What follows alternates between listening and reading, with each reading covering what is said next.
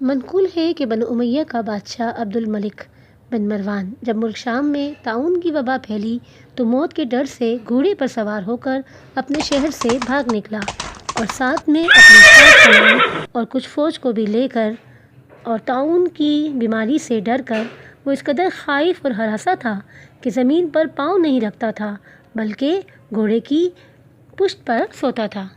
دوران سفر ایک رات اس کو نیند نہ آئی تو اس نے اپنے غلام سے کہا، تم مجھے کوئی قصہ سناؤ۔ ہوشیار غلام نے بادشاہ کو نصیحت کرنے کا موقع پا کر یہ قصہ سنایا۔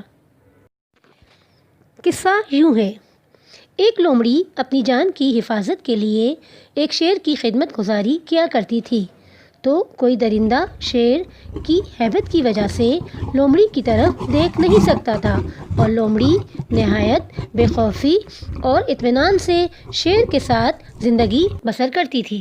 اچانک ایک دن عقاب لومڑی پر جھپٹا تو لومڑی بھاگ کر شیر کے پاس چلی گئی اور شیر نے اس کو اپنی پیٹھ پر بٹھا لیا۔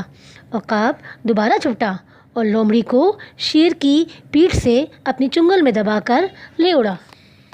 لومڑی چلا چلا کر شیر سے فریاد کرنے لگی تو شیر نے کہا، اے لومڑی، میں زمین پر رہنے والے درندوں سے تیری حفاظت کر سکتا ہوں، لیکن آسمان کی طرف سے حملہ کرنے والوں سے میں تجھے نہیں بچا سکتا۔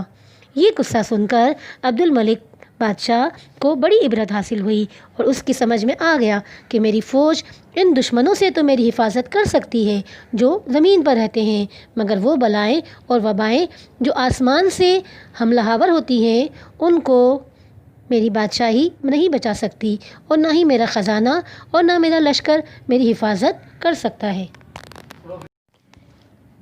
آسمانی بلاؤں سے بچانے والا اللہ تعالیٰ کے سوا کوئی نہیں ہو سکتا۔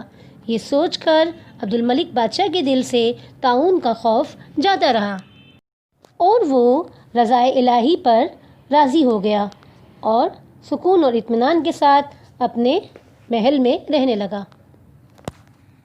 اس حکایت سے ہمیں بھی سبق حاصل کرنا چاہیے۔ کرونا وائرس بھی ایک بلا ہے جس کا مقابلہ ہم نہیں کر سکتے، نہ ہی ہم موت سے بھاگ سکتے ہیں۔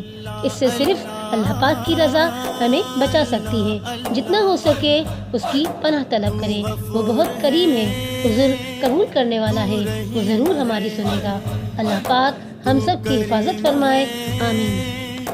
تو عظیم ہے اللہ اللہ اللہ اللہ اللہ اللہ